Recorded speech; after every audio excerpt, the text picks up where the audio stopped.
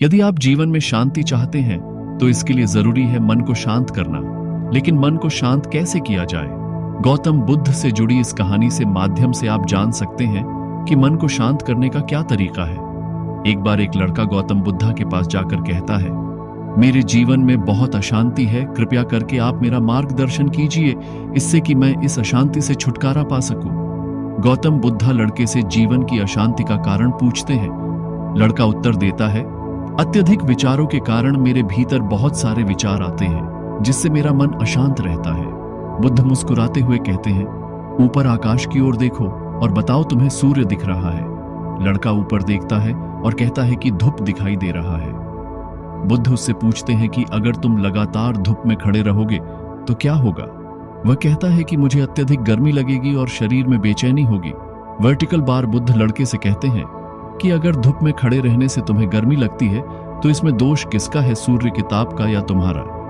लड़का कुछ सोचने के बाद कहता है, इसका जवाब आप ही बताइए। बुद्ध कहते हैं, सूर्य का काम है ताप देना और ताप का काम है गर्मी लगना। ऐसे में तो दोष तुम्हारा ही है। तुम धूप में जाकर खड़े हुए जिससे कि तुम्हें गर्मी लगी। तुम्हें अगर शीतलता चाहिए तो तुम्हें छांव में रहना होगा। ठीक इसी तरह चंचल मन का भी स्वभाव होता है विचारों और भावनाओं को जागृत करना। विचार क्षण भर के लिए होते हैं, लेकिन विचार से पैदा हुई भावना देर तक टिकी रहती है। लेकिन ये अगर तुम्हें निर्णय लेना है कि तुम्हें विचार और भावनाओं के साथ चलना है या अलग दिशा बनानी है। बुद्ध कहते, मन को शांत करने के लिए तन के आयाम पर काम करना सबसे आसान तरीका है। शरीर के स्तर पर हमारी कर्मेंद्रिया और ज्ञानेंद्रिया है। कर्मेंद्रिया कर्म और ज्ञानेंद्रिया ज्ञान से जुड़ी होती है। इससे हम अपनी संवेदनशीलता को बढ़ा सकते हैं, यानी हम जो भी काम करें उसे आनंद के साथ करें। मन के आयाम से हटकर तन के आयाम पर जाने से ही तुम्हारा चित्त शांत होगा। ऐसा करने से तुम मन के आयाम से हटकर शरीर के आयाम पर आ जाओगे, ठीक उसी तरह जैसे तुम धूप से हटकर छांव में आ सकते थे। मन के आयाम से हटने पर तुम्हारी जागरूकता तन पर आ जाएगी।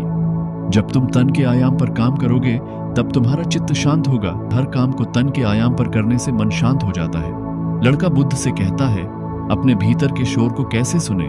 बुद्ध कहते हैं, किसी शांत स्थान पर रहकर जहां शांति हो तब अपनी आंखें बंद करो और मन के भीतर चल रहे शोर से हटकर भीतर के शोर को सुनने की कोशिश करो। शोर निरंतर चलता रहता है, लेकिन बाहर के शोर के कारण तुम अपने मन के भीतर चल रहे शोर को नहीं सुन पाते हो। जब तुम अपने दोनों कानों को तुम अपने हाथों से बंद कर दोगे तभी मन के शोर को सुन पाओगे। इसी तरह तुम मन के अशांति से दूर हो जाओगे और तुम्हारा मन शांत हो जाएगा। बिल्कुल इसी तरह हम भी अपने चंचल मन को शांत कर सकते हैं। नमो बुद्धाय।